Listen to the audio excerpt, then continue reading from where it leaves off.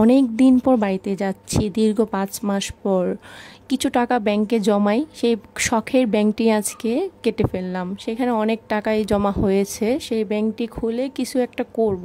একটা জিনিস কেনার খুব ইচ্ছা, সেই জন্যই অল্প অল্প করে টাকা জমিয়েছি। এই টাকাগুলো যদিও আমার স্বামীর, কারণ আমি তো আর চাকরি কিংবা কিছু করি না।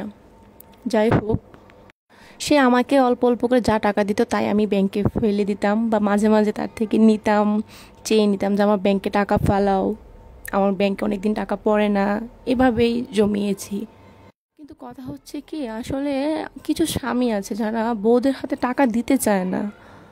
আসলে মেয়েরা কিন্তু কখনো টাকাগুলো বাবা বাড়িতে দিয়ে দেয় না, বা সেই টাকাগুলো কিন্তু জমিয়ে তারা নিজের সংসারের কাজেই লাগায়।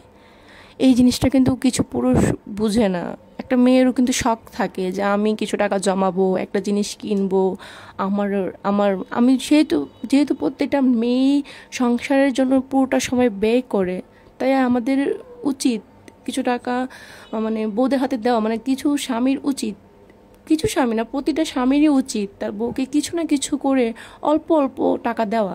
বেশি না দিতে পারুক, এই 20 টাকা, 50 টাকা, 100 টাকা, 200 টাকা, মাঝে মাঝে এটাতেই কিন্তু বউরা অনেক খুশি হয়ে যায়। যেমন অল্প অল্প করে জমিয়ে আজকে আমার 8,000 টাকা হয়ে গেছে, আলহামদুলিল্লাহ। আমি অনেক খুশি, এটা দিয়ে আমি একটা কিছু করতে পারবো। আমি তো খুব খুশি। যদিও আমার ইচ্ছা ছিল আরও কিছুদিন পরে ব্যাংকটা কাটবো, কিন্তু তারপরও কেটে ফেললাম। যাই হোক, শুক্রিয়া, আলহামদুলিল্লাহ। আপনারা সবাই আমার জন্য দোয়া করবেন। আবার একটি ব্যাংক কিনবো, আবার জমাবো ইনশাল্লাহ।